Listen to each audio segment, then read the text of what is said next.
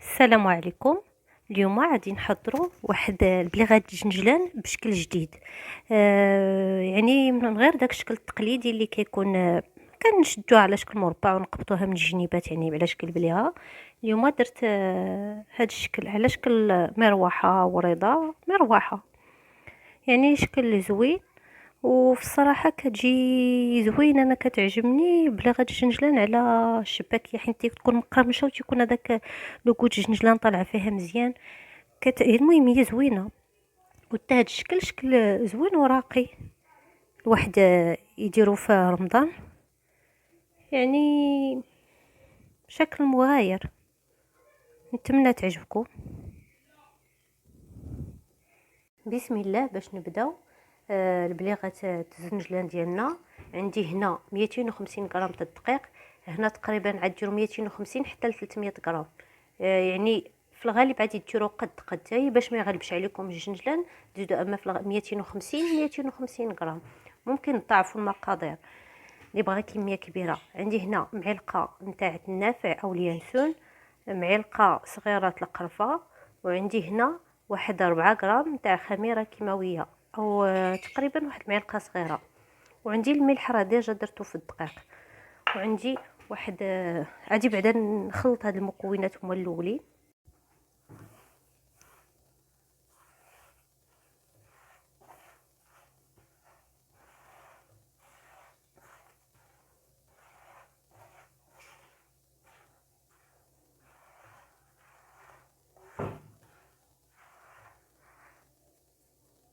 غاد نضيف واحد المعلقه كبيره الخل باش تهشها لينا. الا ما بغيتوهاش تجي هشيشه تتبغوها غير سميتو ديروا غير، ما ديروش الخل تستغناو عليه. عندي هنا الزبده واحد 4 المعالق كبار، ممكن حتى ل5 المعالق.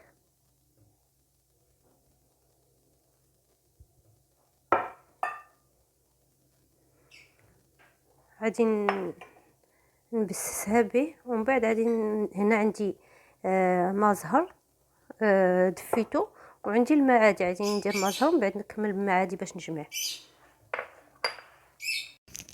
غادي نبدا دروكا نجمع بالماء زهر ديالي. العجينه خصها ما تكونش جاريه وما تكونش قاصحه، تكون عاديه.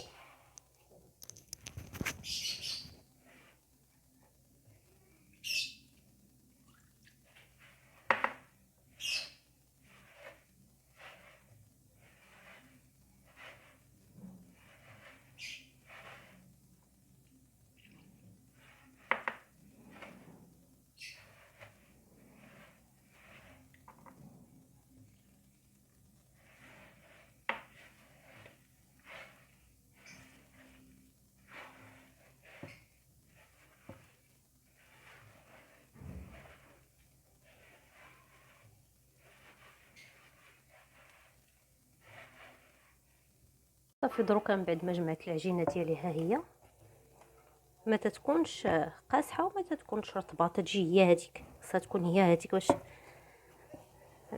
تخدم معنا مزيان.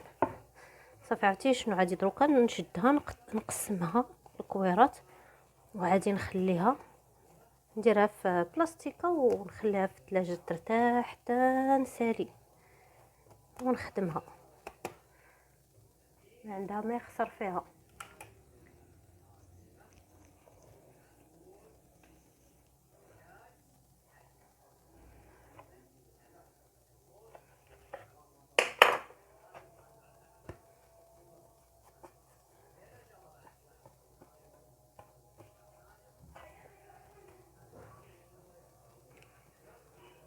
نوضعها في بلاستيكه ونخليها.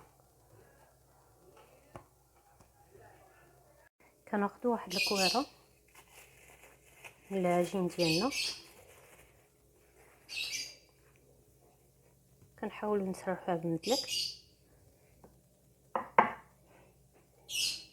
ممكن تصرحوها الا بغيتو باش ما تعذبكمش بين واحد جوج البلاستيكات ولا بابي كويسون، كتجي هكاك ديك الساعه سهله.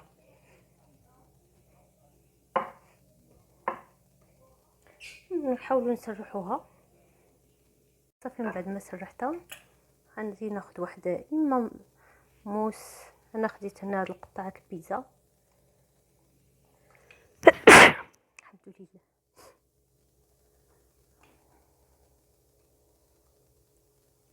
غنقطعو على شكل مربعات.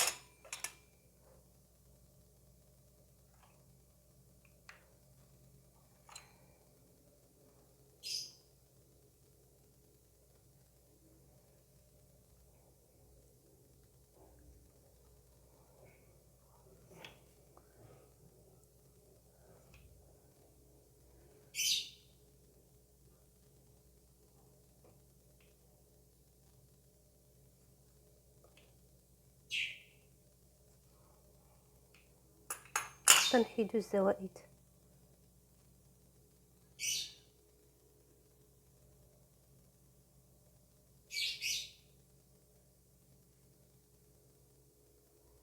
كاين اللي كيدير داك الطبع هكا كاري وكيطبع به.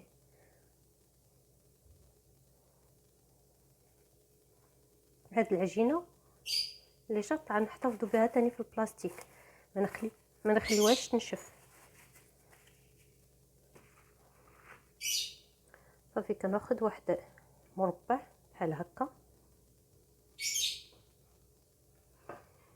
كندير ليه فتحه من الجوانب، فتحه من هنا وفتحه من هنا، يعني 4 فتحات من القنوت ديالو بحال هكا، ما نوصلش للوسط.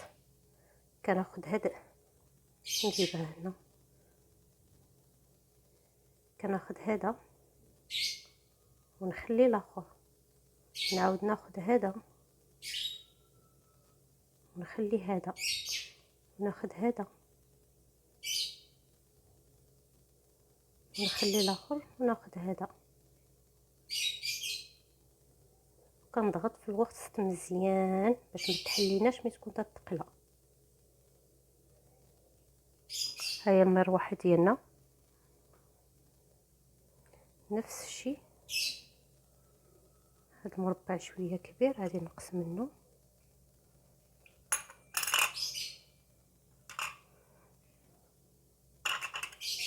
كنفتحوا الجوانب.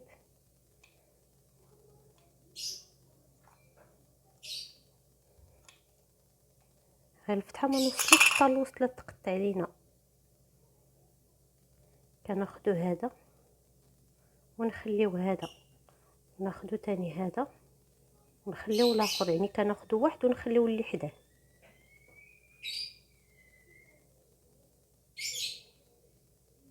وكنضغطوا في الوسط، نضغطوا مزيان ونحطوها.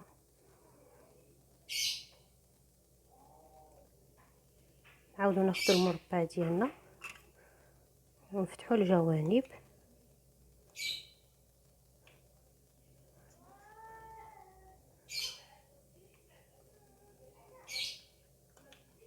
ممكن ديروا موس او اي حاجه. ناخذوا واحد نخليو الاخر، نخليو هذا ونهزوا الاخر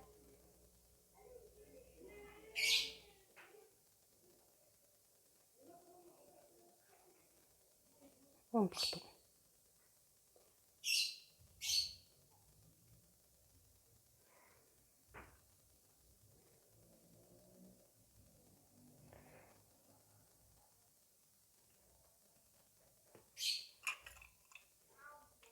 الا كان ما بقاتش عندنا داك المربعات ممكن ديروا مسطره وتقادوا. ما كاينش هكا يديكم، حاولوا تقادوهم يكونوا قادين.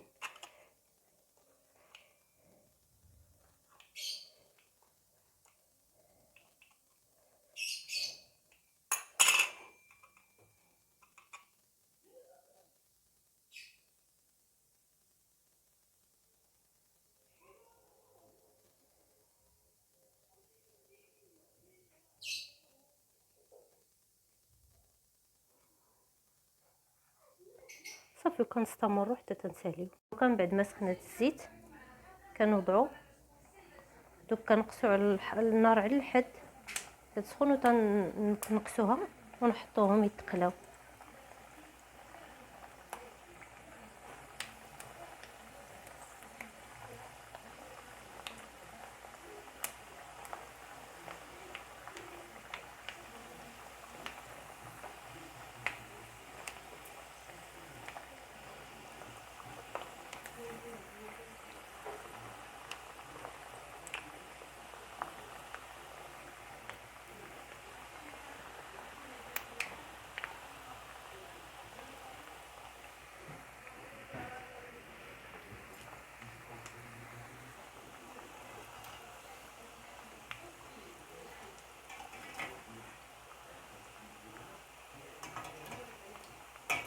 وقت ما درت نقلبوها على الجهه الاخرى باش طيب مزيان من التحت ومن الفوق. بحال بغينا نقليو الشباكيه ولا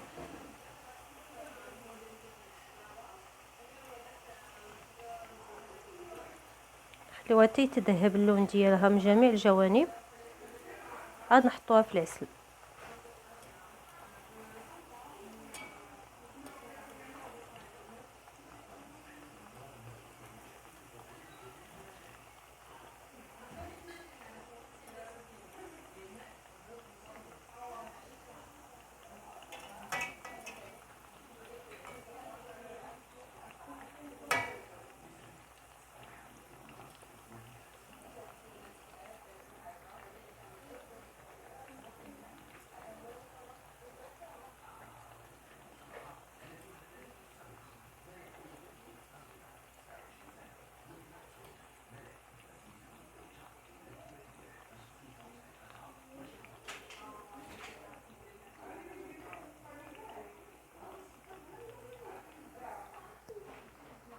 صافي دروكا من بعد ما تقلات لينا حبات لي تقلاو تذهب اللون ديالهم تنوضعهم في العسل. دائما انا العسل كنخليه بارد باش يتسق في المعسلات ديالنا، كنخليهش ما كنسخنوش باش ما يجراش، خصو يكون عاقد شويه حيت هي اصلا كتسخن العسل. هذوك المعسلات ديالنا ملي تيتقلاو تيسخنوه، يعني بلا ما نعاودو حنا نسخنوه.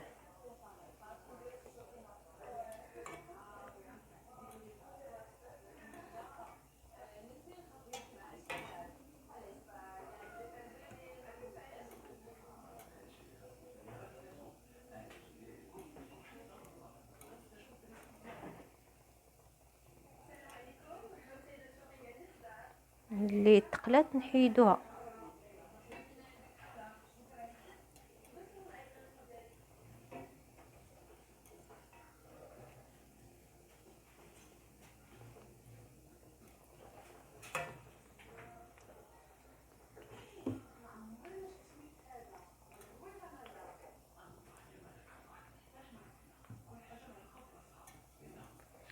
صافي دابا من بعد ما درنا غادي خصني نخشيهم في العسل مزيان باش يشربوا لينا العسل ديالنا مزيان.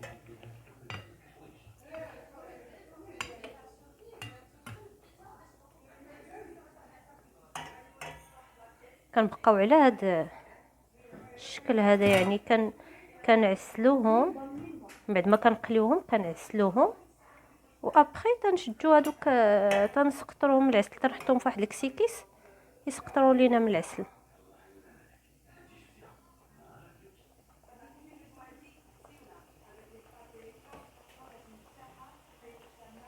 غير هي واحد المساله، الزيت تكون سخونه ونقصوها على الحد باش ما نجهدوهاش تتولي كتشوط لينا هذوك جميع المعسلات بحال قلتي تحرقوا تتبقى عجينه من الداخل.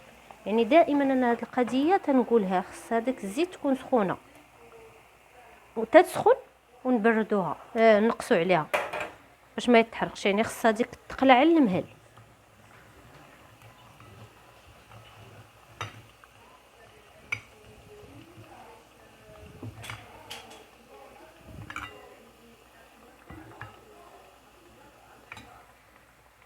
صافي هذا هو الشكل النهائي من بعد ما قليناهم وعسلناهم وخليناهم تسقطروا.